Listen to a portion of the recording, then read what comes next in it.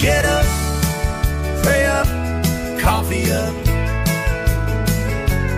Welcome to the morning show with Dave and Rob on the Southern Fried Podcast. We get you up, we start you right, we rock your mornings all the time.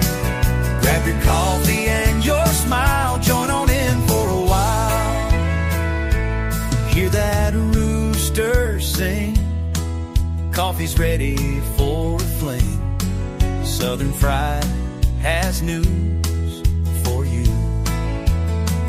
Updates on life's going on, and maybe a joke or two. Get up, pray up, and coffee up. Welcome to the morning show with Dave and Rob on the Southern Fried Podcast. We get you up, we start you right, we rock your mornings all the time. Grab your coffee and your smile, join on in for a while. We got laughs, we got prayer, celebrate our nation every day. Love our vets, love our land. It's the home of the free and the land of the brave.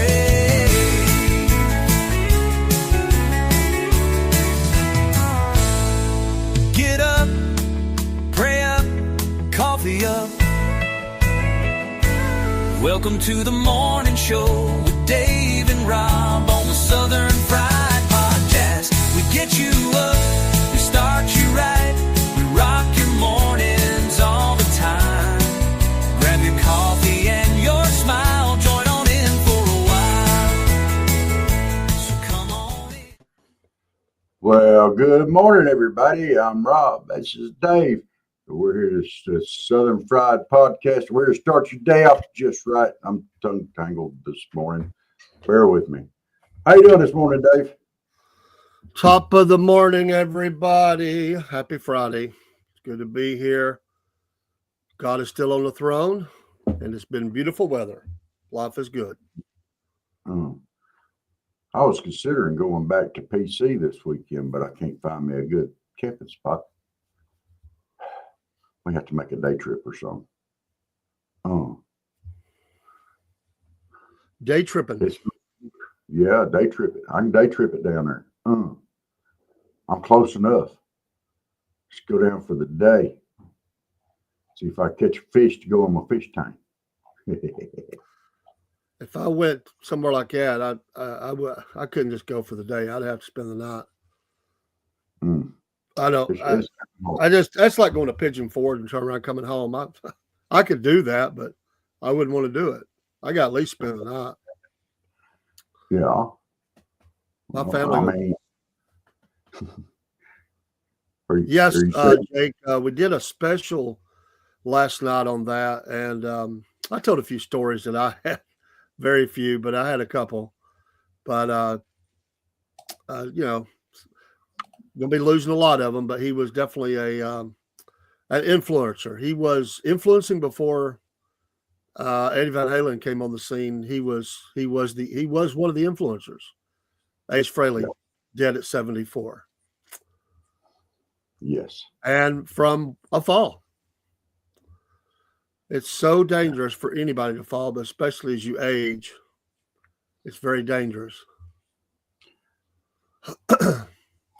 It's a brain bleed that just got worse. So that's one of the things that they worry about me about, because with the epilepsy and stuff like that, if I have a seizure and I'm standing up, there's a very good chance I'm going down. And then my wife comes home and falls. Yeah. Getting out of the car as I was getting up from the studio, my son had to come get me. She had fallen, but thankfully didn't hit her head. She fell back. Dangerous. Yeah, it is. And I've lost my balance. You just don't have as good a balance. You don't even have to have anything going on. Just normal aging. You just don't have as good a balance. And I knew a guy that was going in his camper. He was just fell back. He fell back, broke his neck, became a paraplegic for was in a nursing home, just laying in the bed, and then died. This guy was a Harley rider, outgoing camp. There he was camping, and just missed his grip, grabbing the handle or something, fell out the back of the camper to the ground, and that was it. His life was basically almost over. I mean, he just couldn't do nothing the rest of his life, and then complications set in, and he died. Horrible.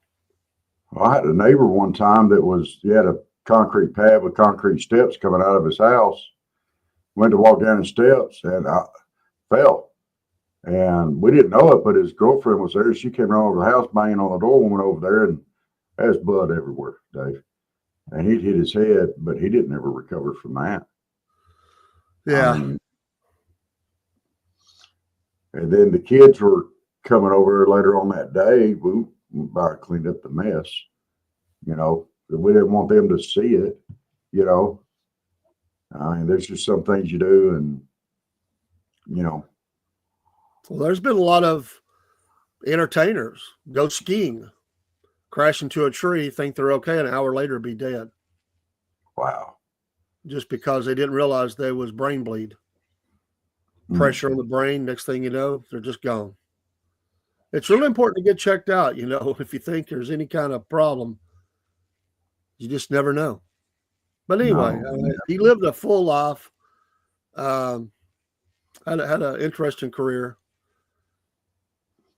Yeah. I got to see him in Atlanta at a little club. There's one person in front of me. I was right in front of him. He's a funny guy. Somebody tried to jump on the stage and bear hug him. He didn't see him.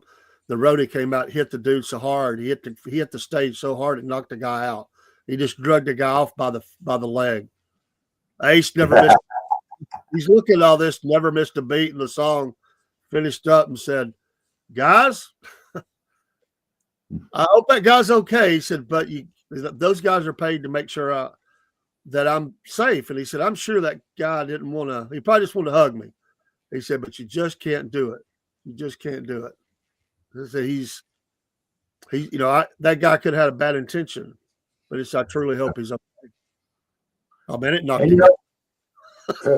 And the modern day answer to that is people throwing stuff at the stage.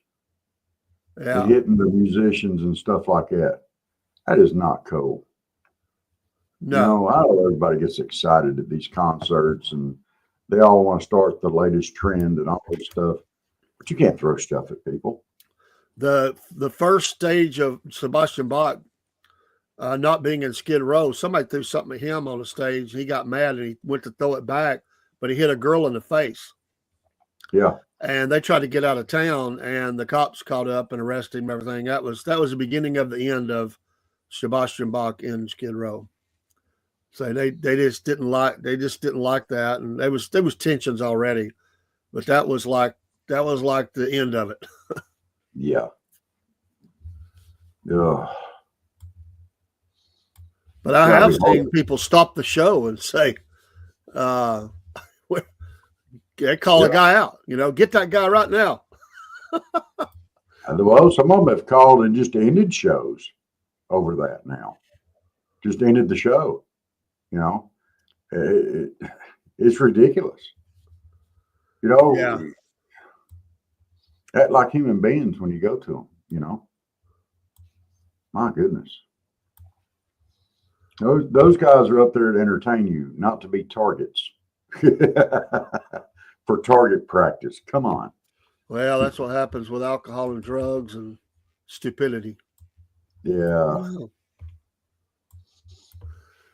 Wow.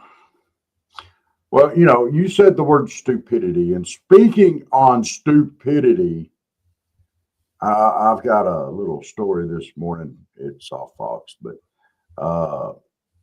the squad member Rashida Tlaib, however you say her name, is it Tlaib?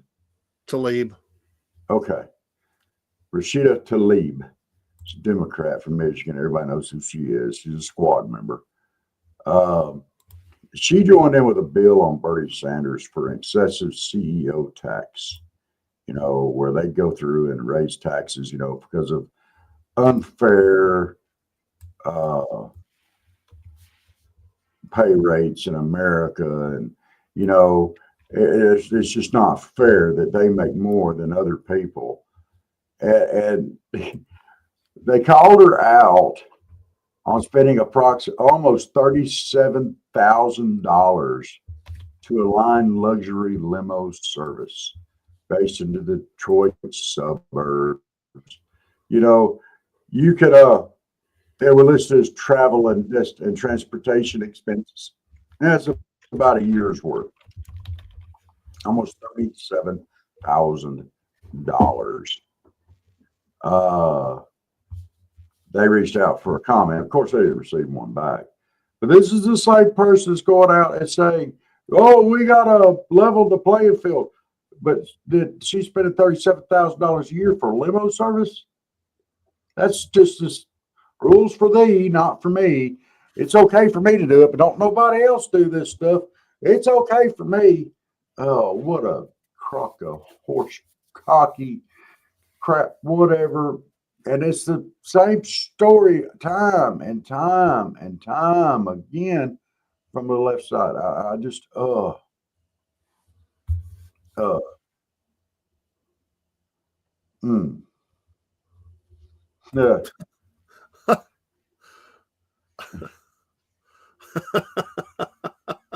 I'll have to go and look at that.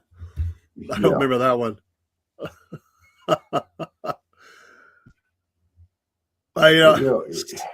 Some of those, and good morning, Watchman, for you. Yes. I got hit by a quarter at a Travis Tritt. That stupid song. Here's a quarter. Everybody's throwing quarters. Bad idea for concerts. That may be where all that started from, though. I wonder how many times he's been hit with quarters. They showered the stage with quarters. Showered. I was at a little gymnasium in McMinnville, Tennessee. I had no idea what was fixed to happen. They had us up behind we were watching the show from behind the stage, but up above. And when that song came on, it was like incoming missiles. Wow. A hail of quarters. It's like some of them rednecks just got like a $10 or $20 roll of quarters, man, and just started slinging them. Crazy. I ain't kidding, man. I ain't never seen nothing like that. It might give a dime. It's a great show, but as when he had Marty Stewart on tour with him. Yes. Me and my wife went, and so a friend, Mike Shipley from the plant, he wanted to go. And so he didn't bring a date, but Cook went. So I gave him a hard time the whole time. I said that Cook was his date. Yeah. Cook is big enough to where if he grabbed hold of Mike of an old boy in a hug, all he could have done was laid his head down on his shoulder. I said, "I love you, darling." That's who I was hiding behind when the quarters started coming in was Cook. Well, yeah. Mm. Oh. I want one last comment on that Talib, Rashid Talib, whatever. This is her exact words. And it's after she spent $37,000 on luxury limo service, which is more than a lot of Americans make in this country. She said, "At a time of extreme income and wealth inequality, while 60% of Americans are living paycheck to paycheck, this budget is absolutely devastating for the working families we represent." Now, how the heck is she representing working families when she's going out and spending $37,000 a year on a luxury limo service? What the? Well, if you want to see go look at Pelosi's plane costs, where she was jetting family all over the world and stuff. I remember that came out a few years ago. That was a lot. But they'll get away with it. Yeah, they won't do one thing. Mm-hmm. Yeah, that's right, Watchman.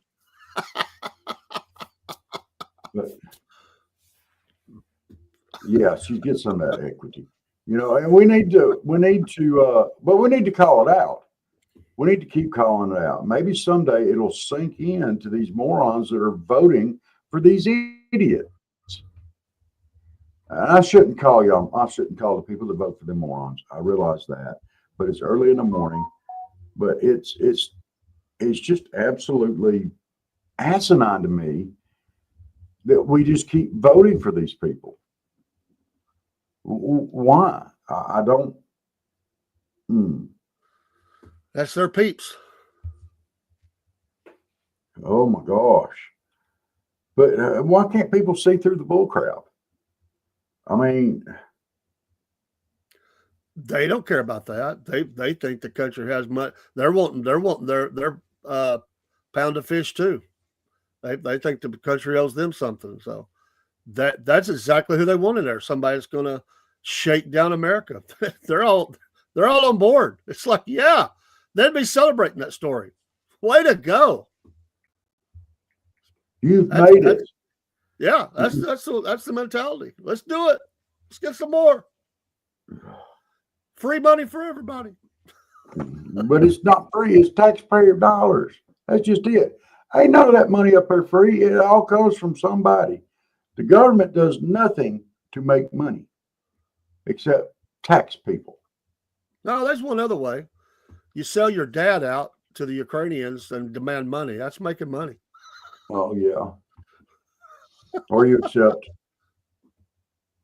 bribes and, I'll look the other way while you're doing this. I'll put the big guy on the phone for $1 million. Yeah.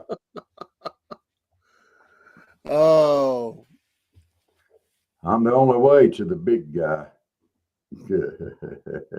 I wonder, it's funny that he gave him the title big guy. He really wasn't the big guy. He was not the president. He should have been little guy, little Enos. He should have been little Enos, just like in Smoking a Bandit. Big Enos, little Enos. He should. I'm sorry you're cracking me up there with that reference because now I got that picture. And Joe Biden never would have made Big Enos. I mean,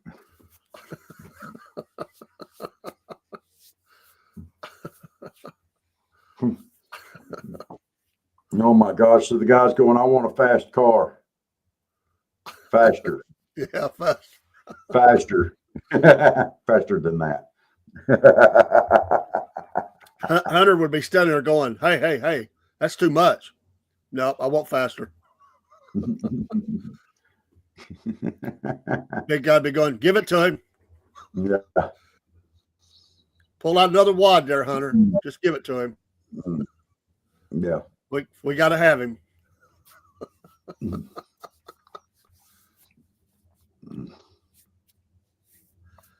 I do like that they're striking all these drug cartel ships at sea and boats and whatever. I love that. With the drones and everything. It just cracks me up. What are these guys thinking? Because these boats can't be quiet. So do they even hear the drone coming? Is it like, bullshit? What is the last thing that goes through their mind? Their feet? Yeah, most people don't hear a drone coming unless it's really quiet. They're not that loud. No. They finally got some survivors. But even two to three survivors. Even if you saw the drone coming, there's not much you can do about it. Depends on how quick you see it. Do you jump overboard and get away from it? Possibly. Get down deep enough in the water, so it can hit. I don't think I have. I don't think I have either. And possibly be stuck floating out in the ocean because your vessel's been sunk. Or do you just ride it out, Fast death or slow death? Yeah. But they do have survivors now, so, I will, Watchman. I'll have to check it out. I'll do that for you. I'm gonna let Dave watch it. If he gives me a good report on it, I'll watch it. Oh yeah. But I'm not watching it until I hear more on it than that.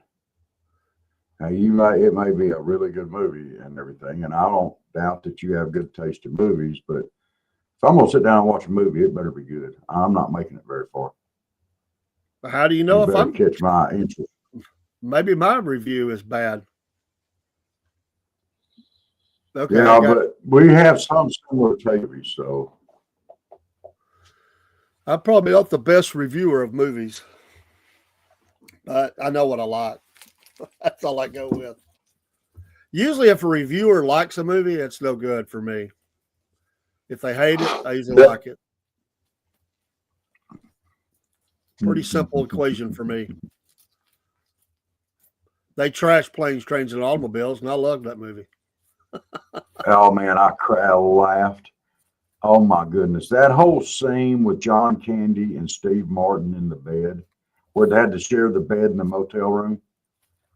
Oh my God, I have never laughed so hard in my life. You know, because he's like, "Why do you have your hand around me or your arm over me?"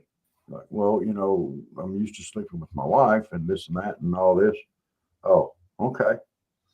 Where's your other hand? Between two pillows. Those are pillows. You kissed him on the ear. The whole lead up to it, the delivery on that, and their reactions afterwards were movie glory, in my opinion. That was one of the funniest scenes ever in a movie. Perfectly delivered, perfectly timed. Oh my goodness.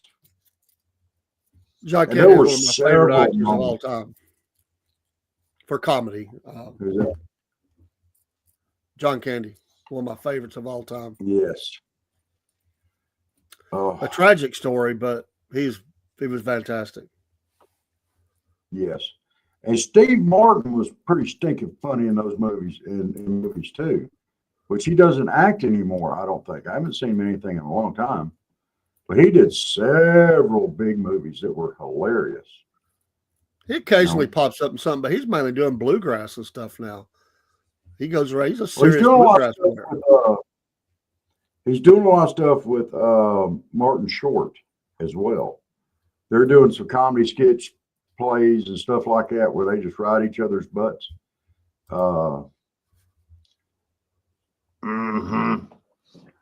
I reckon I got no reason to watch that movie no more. I sure do like it though. I watched it a few times. I like some biscuits and mustard. I watched that movie way too many times, and you're right. Sling Blade was a fantastic movie. I was totally not expecting that movie when you see the title, because you see the title of Sling Blade, you're thinking some slasher horror. But yeah, to have it come out and be that movie, oh man, it was great. John Ritter did a great job in it. I can't say the guy's name that was such a jerk in the movie. He was a singer, and it was, I think, his acting debut maybe. And oh my goodness, why can't I say his name? I'm gonna have to look that up because he played an amazing role.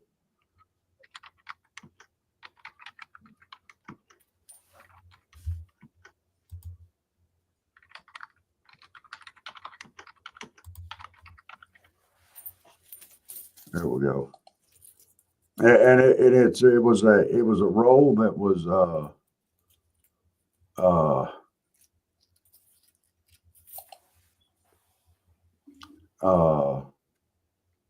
what was that, 80s, 90s? Dwight Yoakam played Doyle in that movie, which her boyfriend. He played a complete and total jerk. And Dwight Yoakam delivered one of the best lines ever. Yes. He lived in Athens. Nice. But yeah, Dwight Yoakam played a complete total, for lack of a better word, ass in the movie. I mean, kicked the guy in a wheelchair off the porch and everything. Just go on, just go, you know. But anyway, but he delivered one of the most iconic lines ever to me in a movie when he looked at Carl Childers and said, hey, Carl Childers standing there with a lawnmower blade. Hey, Carl, what you figuring to do with that lawnmower blade? What you fix to do with that? Why you standing there holding that lawnmower blade? He said, I'm figuring on killing you with it. Mm-hmm. And he says, well, then you need to get on the phone and dial 911 and tell them you need an ambulance and a hearse. And he said, oh, he calls like, all right, then. you hear Dwight Yoakam go, Carl?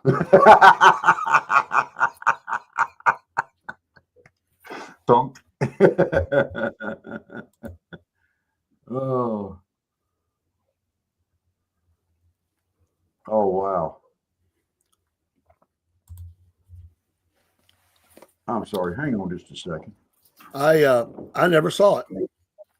Oh my goodness. It's not what you think it would be. I mean, I've seen clips, but I've never seen it. Yeah. You know, it's mostly just it's a sad movie. And then it goes through during the movie, it tells the story of him as a child. So it's horrible what happened to him, the character in the movie. I didn't even recognize Billy Bob Thornton in that at first. He plays Carl, but it's hard to even recognize him. I don't know how he pulled that one off. Magic of Hollywood.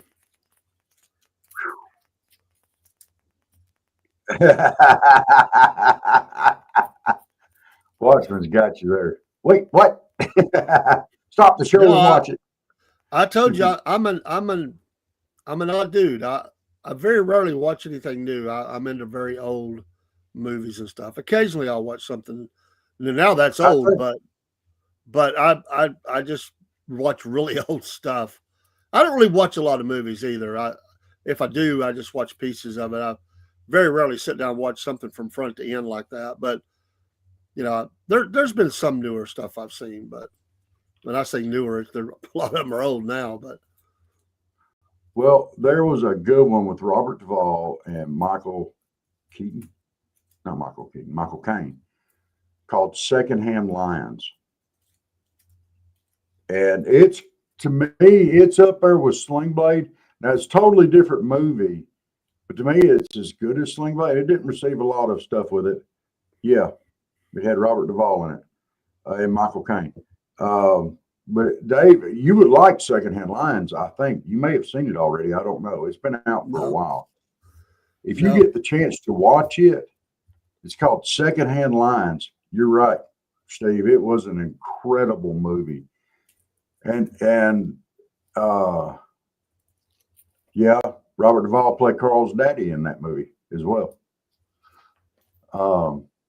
But if you Sling Blade, but if you get the chance to watch Secondhand Lions, these two old guys, they end up with this young boy to take it as kind of from his view, and they're telling all these stories and everything, and you could tell he's fascinated by the story, but he doesn't really believe all the other stuff. And then end up, you find out what's what. And it's an amazing movie. And not just about stories, it's about the relationship with the young man.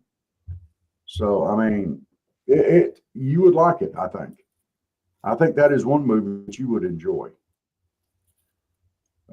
If they are excessively filthy, that's another reason I don't watch them. So I watch a lot of movies after they bleep the stuff out. That's another reason I don't go, because I never know what I'm walking into. I'm not a perfect person, but I do try not to watch stuff that are. I mean, if we go, we usually watch family movies. Yeah, there might be Watchmen, and I know you're not going to be mad at me. I gave that movie about 10 minutes and then I turned it off. It was so not funny to me. I just could not get into it. It was so programmed to me. That's to me. It was just like I could almost write the next words they were going to say. And it was the stereotyping and everything. And I just never watched it. I tried. I couldn't get into it. I know. I'm an oddball. It's just Second me. Heavy Hand Lines is a coming of age story.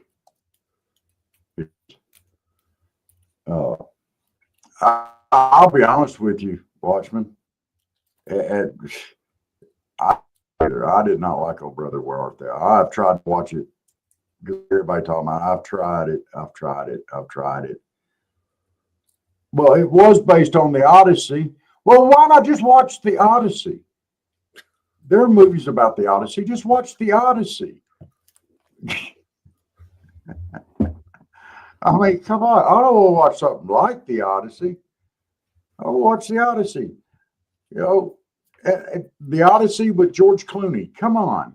No, he didn't even do a good job as Batman. The soundtrack is worth his mention. Well, guess what? You can listen to the soundtrack online, or you can go buy the stupid album. You don't have to go to watch that horrible movie based on the Odyssey when you could have just watched the. Listen to the soundtrack of that movie while you're watching the Odyssey. It'll be much more enjoyable. I'm just saying. I'm not judging. But if you like movies like the Odyssey, just watch the Odyssey.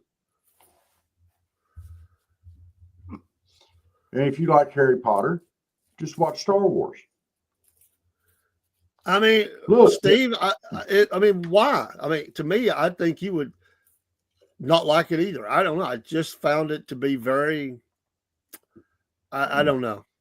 It was just so over the top stereotyping. And I just, I mean, I could see the next lines coming 5 minutes away. And I was like, God, it just didn't interest me. Maybe I was in a mood that day, but I just like, I'm turning this off. I did try. And I'm going to throw out my other pet peeve. All right. I'm going to throw out there that Harry Potter was a remake of Star Wars. Almost. Okay.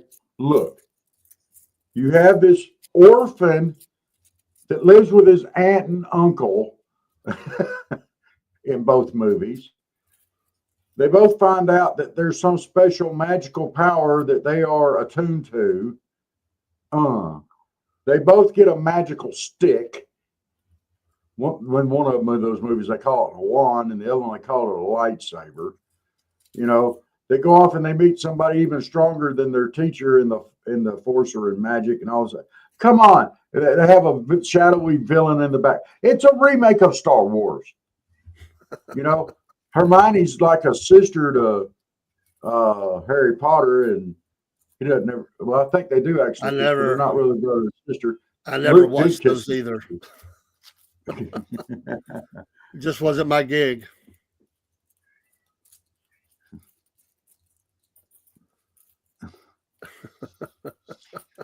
I'm glad that stereotyping Steve in the fact that it's just so that type of movie, it just was so out of, you could see it coming a mile away. It's like, okay, here's where they're going to say this. It was like, I just, now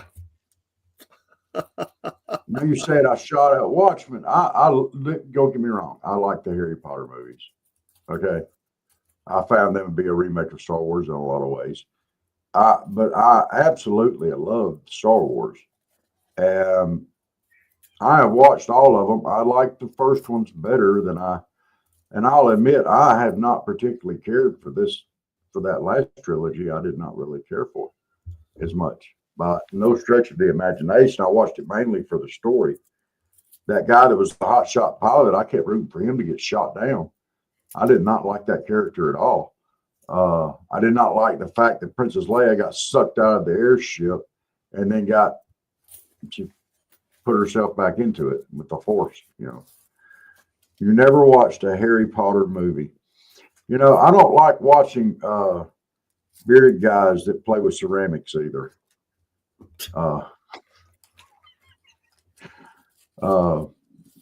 The main reason why that I watched it, a lady that I was dating, her child was reading the books, and I was encouraging her to read.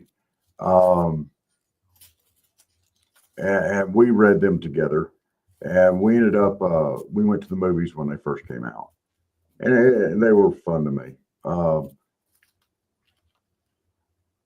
walked out on The Last Jedi in the theater. It was that bad. Yeah, it was pretty bad. Man, y'all are too picky. Look, Steve, let me explain something to you. Dave and I are of an age where we had to wait. How long was it between Star Wars and Return of the Jedi, and The Empire Strikes Back? Was it like 5 or 6 years?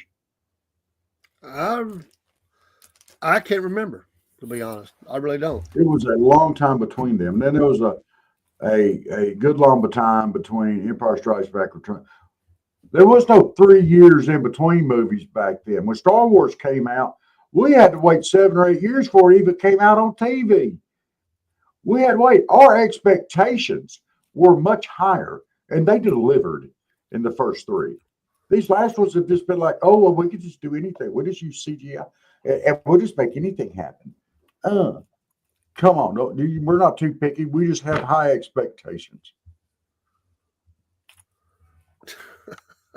I almost wrote a book about finding God in Lord of the Rings. Yeah, there's a big case that can be made for that. The Lord of the Rings was a retelling of World War II, and he denied it later on in life. He said, "Oh no, it wasn't." But you know, there's just too many parallels. But first movie I saw in the theater was Star Wars in 1977. It ruined me.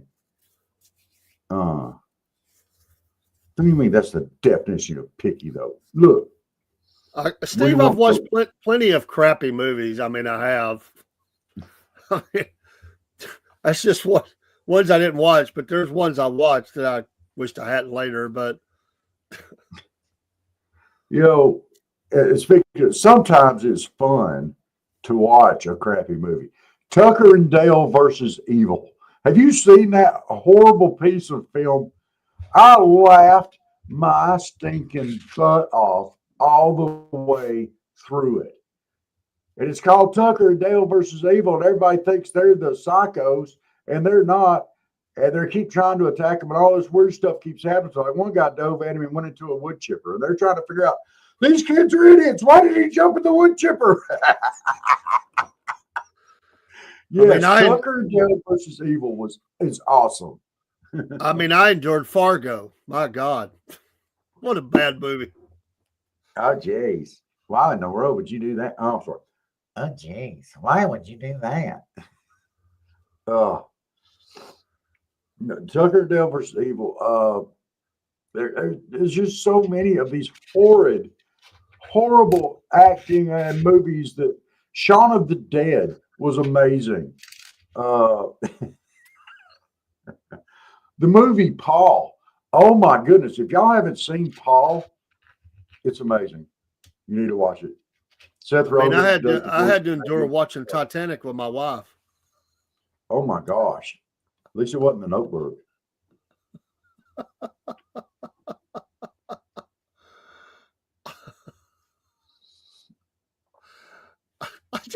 I feel like Steve's the guy.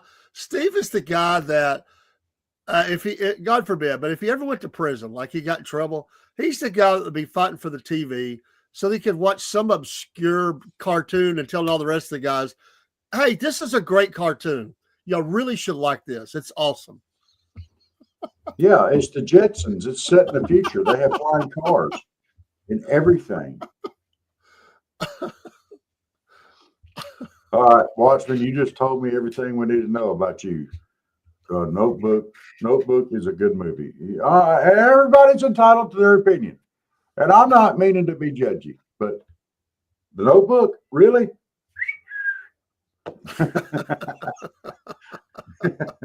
That is like the ultimate chick flick of chick flicks. Come on, dude. Oh, take your big girl panties off, put on some boxer shorts, and watch a real movie. Wow. The Notebook, really. Next thing you know, you're going to tell me that Brokeback Mountain was a piece of movie magic. I'm not a monster, Rob. Yes, and watch us come here. Brokeback Mountain was a piece of cinematic magic. Meet George Jetson. So, you're not a monster. So you were joking about the whole Notebook thing. Got you. Steve says, okay, I'm going to go ahead and put this up because it's long because he's doing a rant here. I'm not even talking about obscure movies. I'm talking about mainstream movies with huge followings, laugh out loud. You guys act like it's common and everyone hates these movies. We don't, man. They're good.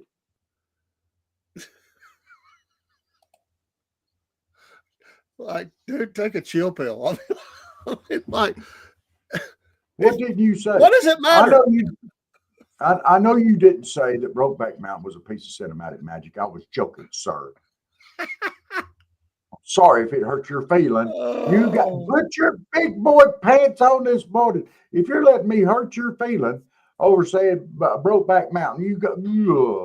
So by Steve's definition, a movie that has a big following has to be a great movie. That's what he just said. So I guess that he was sitting in the movie theaters watching the Taylor Swift movie because that had a huge following. I bet he was. I bet he was. I know he's a Swiftie. Singing all the songs. I did like Rogue One, and I did see that. Yes. That was very good. I didn't care for the Han Solo movie. Like the origin story for Han Solo or whatever. I didn't like it. It was okay. It wasn't great. We went and watched it. Rogue One was outstanding. At work, my whole department went and watched it. We did like an outing and went and watched the movie. So it was okay. It's good to get to work for. Yeah. It was good enough for that. What do you mean, Rob's got his thing? I don't have my panties in a knot this morning. You know what? That's everybody else. We're up here talking about movies that we like and don't like. Celtic's on us and Watchmen's on us. And look at Steve. He's getting all bent out of shape. Oh, he's calling you a Democrat. Would you just look at that? Would you just look at it? Just look at this. Oh, my goodness. You know, you look like Jack and the Beanstalk. Jack trying to chop the beanstalk down, and Jack and the Beanstalk the other day while he was trying to pour resin in a crack in a piece of wood with nothing to hold it in. What the heck was that? And you go call my brother, my Dave. You go call him a Democrat. Don't you use that kind of foul language. He has scarred Barry for life. Barry will never be the same after watching that show. He still talks about it. And then you go come over here, call my brother a Democrat. You ought to be ashamed of yourself. Yeah, just eat your Pop-Tart, dude.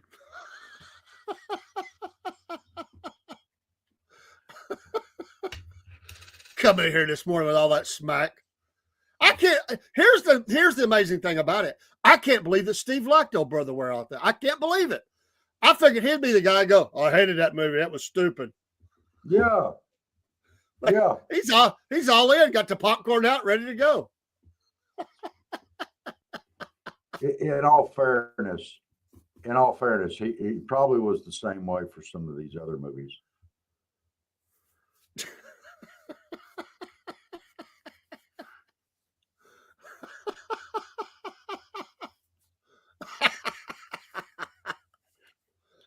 You can't eat Pop-Tarts. They have bioengineered ingredients. Oh, my God.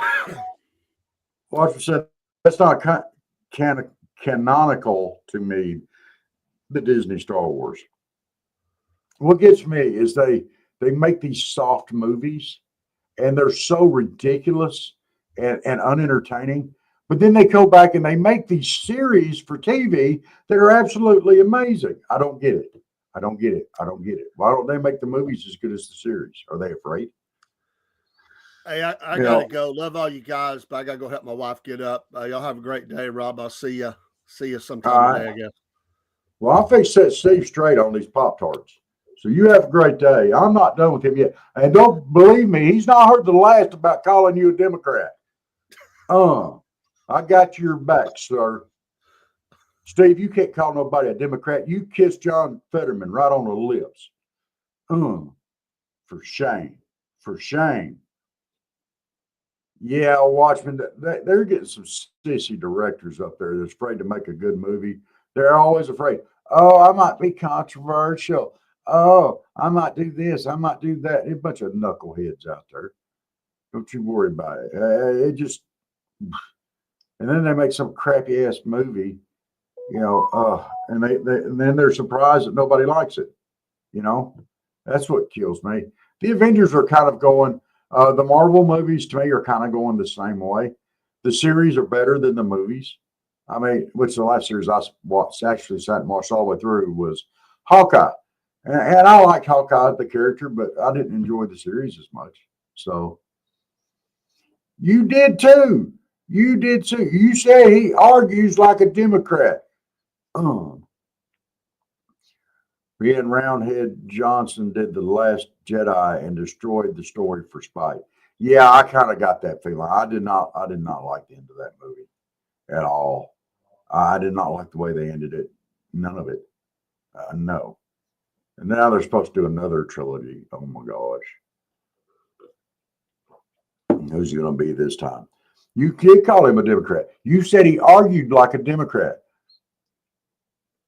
What do you mean? Democrat, like a Democrat, not is a Democrat. Well, John Fetterman said you kiss like a Democrat, like a Democrat, like a Democrat, not really a Democrat, but you kiss like a Democrat. Is that okay? Now, I told Dave I was going to have his back. I got his back. I know you're not really a Democrat. I know Dave's not a Democrat, so this is okay, right? This is consensual. Oh, Jerry. That's a good one. Argues like a Democrat. I thought all they did was lie. So he ain't arguing like a Democrat. There you go. There you go. Thank you, Brother Jerry. Yes. Yes. I hated that. She gets sucked out into space and then she uses the force to get back on ship, flying through space like some Disney princess. Give me a break. And I think it's pretty crappy that in the movies, everybody in the actors are all alive except for Carrie Fisher, who's dead, but she's the only character from the original group that's still alive in the movies. What the heck? And it's all CGI. I don't like it. I ain't doing it. I don't like it. And Steve, I know you're fixed to have to go inside to work and you're going to have a long, hard day there fabricating and stuff. And I just want you to remember that keep these words close in your head, and I want you to think about it every time you go to bend a piece of wire or metal or whatever it is you're doing today.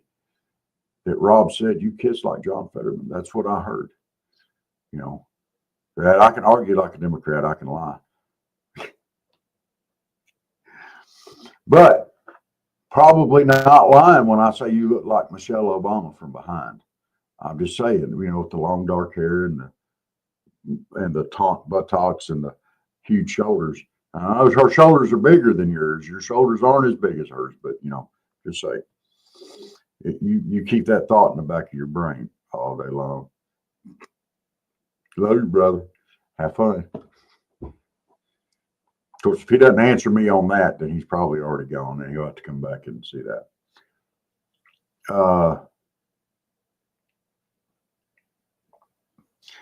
Jerry says, I have posted every day lately on Tippy Johnson's page on his lies, and I cannot get his to engage. You know, Democrats don't like to be called out. It's like, and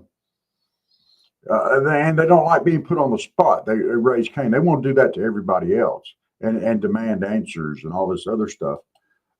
What was the story? It's like that woman off of the Squad, whatever, Talib, Rashada Talib, however you say her name. I don't know. But she's, yeah, Big Mike has some big shoulders. He does. Talib, is spending $37,000 a year on luxury limo service and getting on to everybody else because of income inequality. And she's spending $37,000. That's more than some people in this country make. I know it's more than what people make on Social Security. Okay, and that's what she's spending just on her luxury limo service. And she's regularly criticized wealth and income inequality in the United States. So, I mean, come on, practice what you preach a little bit. But no, they don't like to be called out on that kind of stuff. Oh no, that's what they want. We've made it now. We can live off on the government's dime. Oh, come on, set your sights higher, people. My goodness. So, I mean, and you finally got peace in the Middle East, and all these Hollywood actors that were coming out and going, "Oh, free Palestine! Oh, well, we got to do something about that." Now we got a ceasefire. You don't hear nothing from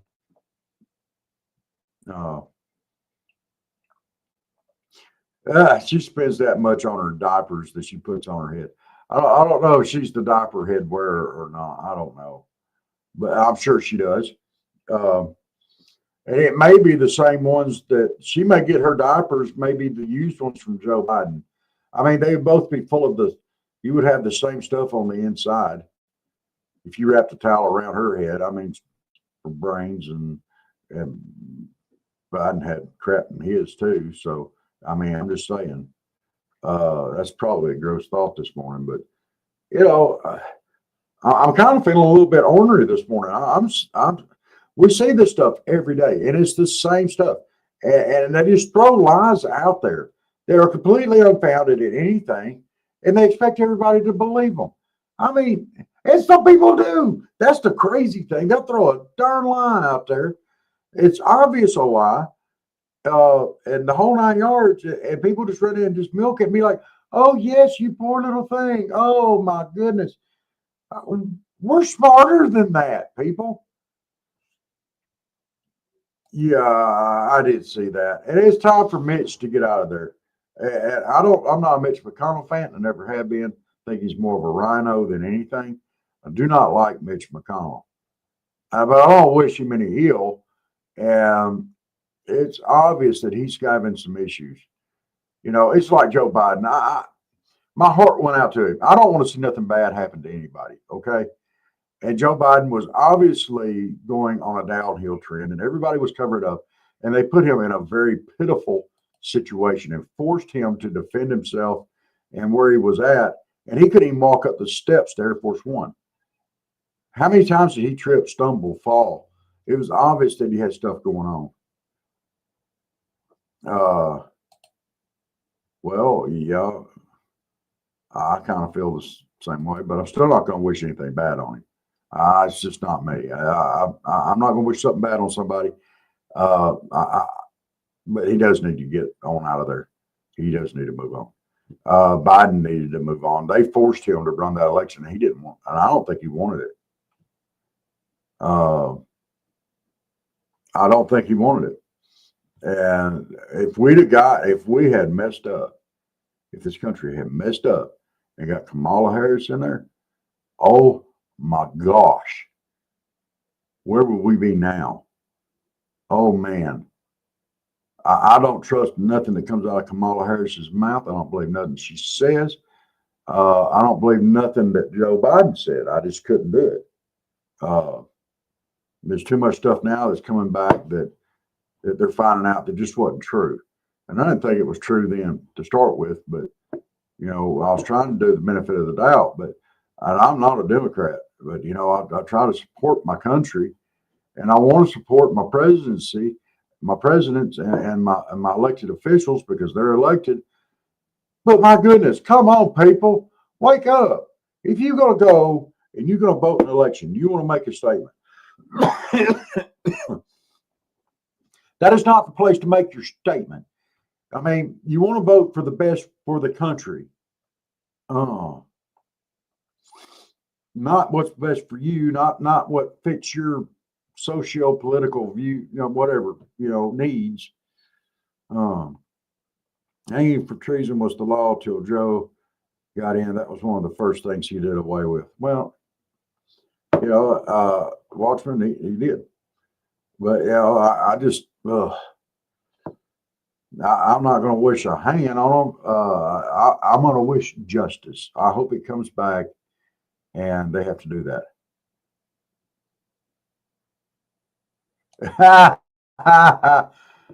Yes, she is, Jerry. Kamala Harris. Isn't she the Indian, black, Puerto Rican hyena that wanted to be president?